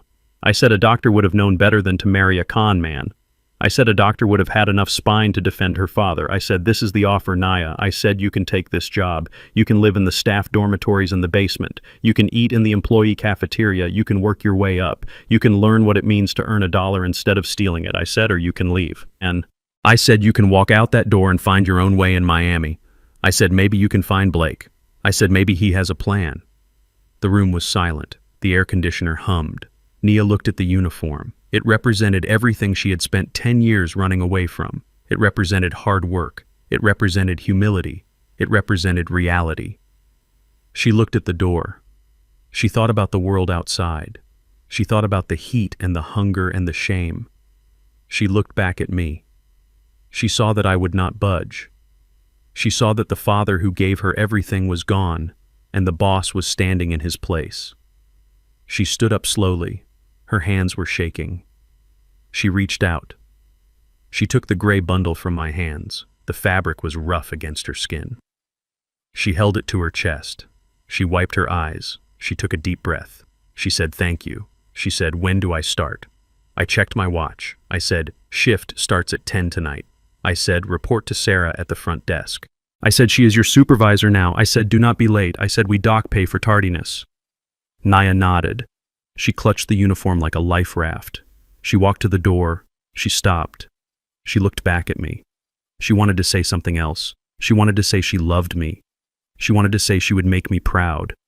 I raised a hand. I said, save it, Nia. I said, show me. I said, words are cheap. I said, work is expensive. She opened the door. She walked out into the hallway. She walked toward the service elevator. She was barefoot and broken, but for the first time in her life, she was heading toward an honest day of work. I closed the door. I went back to the balcony. The sun was higher now. The day was bright. I took a sip of my coffee. It was cold, but it still tasted good. The lesson was taught. The family was broken, but the foundation was clean. Now we could see if anything worth saving could be built from the rubble. 6 months have passed since the night of the dinner.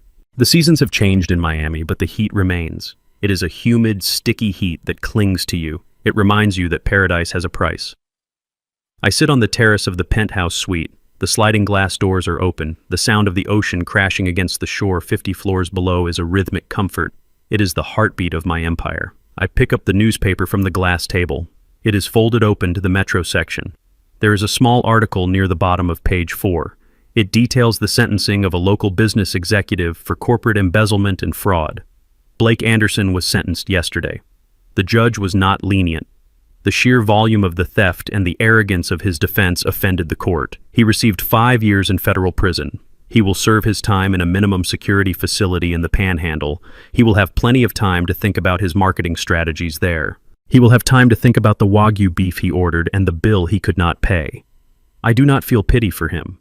He dug his hole with a golden shovel. Now he has to lie in it. Preston and Georgette faced their own reckoning. The foreclosure on their house was swift. My legal team does not make mistakes. They were evicted on a rainy Tuesday. The neighbors watched from behind their curtains as the movers set the Italian leather sofas on the curb. The rain ruined the silk upholstery. It was a poetic justice. They tried to sue me for emotional distress. No lawyer would take the case once they saw the loan documents. They had no leg to stand on.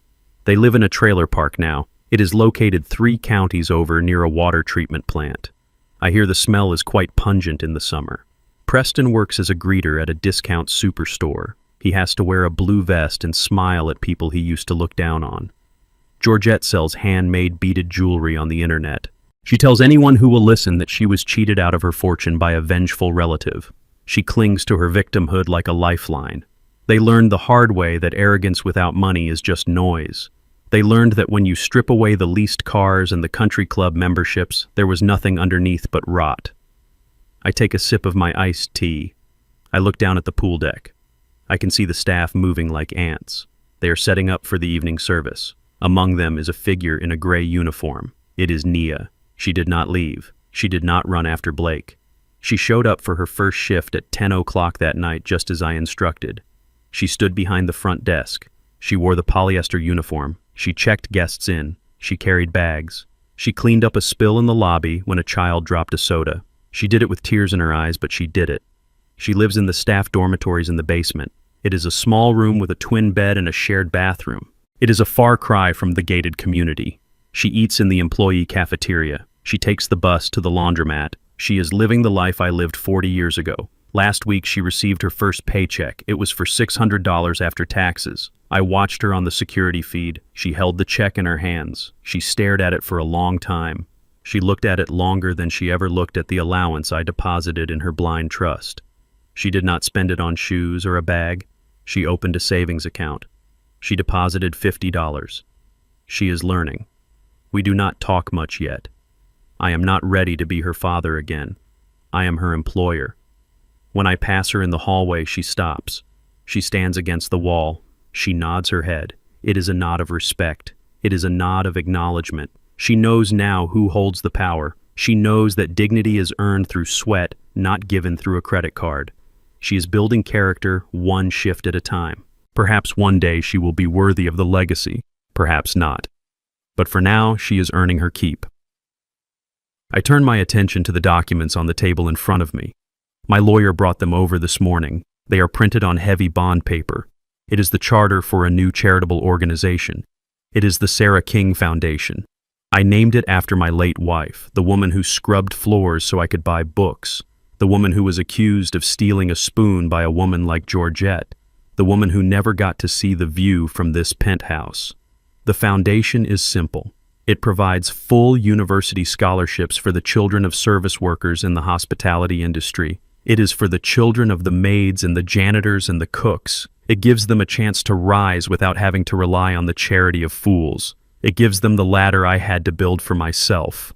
I take my gold fountain pen from my pocket. I unscrew the cap. The ink flows smoothly onto the paper. I sign my name, Reginald King. It is the most important signature of my life. It is my real legacy. The hotels will eventually crumble or be sold. The money will be spent. But this foundation will stand. It will change lives. It will ensure that no one else has to endure the humiliation I endured. I cap the pen. I place it on the table. I stand up and walk to the railing of the balcony. The wind is picking up. The sun is dipping below the horizon, painting the sky in shades of violet and gold. The lights of the resort flicker on one by one. It is a beautiful machine. It is a fortress. My family looked at me and saw a relic. They saw an old man in cheap clothes and assumed I was weak. They mistook my silence for senility. They mistook my kindness for frailty. They thought they could push me aside and take what they wanted. They were wrong. They forgot the most basic rule of nature. A lion does not need to roar to be dangerous. He just needs to bite. They thought I was a guest in their world. They did not realize I own the world they were trying to inhabit. I am not a washed-up old man. I am the landlord. I am the builder. I am the king in my castle. And a true king knows that his first duty is to protect the kingdom. He must protect it from enemies outside the gates and from traitors within the walls. I have cleaned house. The parasites are gone. The air is fresh. The ledger is balanced. I look out at the horizon. I breathe in the salt air. I feel strong. I feel alive. The vacation from reality is over. The work continues. And for the first time in a long time, I am looking forward to tomorrow. The lesson I learned is simple, but it cost me a lifetime to understand. I spent 40 years building an empire, but the most important thing I constructed was my self-respect. My family taught me a painful but necessary truth. Sometimes the people who share your blood are the ones most willing to bleed you dry. Never let anyone define your value by the clothes on your back or the silence you keep. True power is not about shouting the loudest. It is about holding the keys to the castle while everyone else is banging on the gates.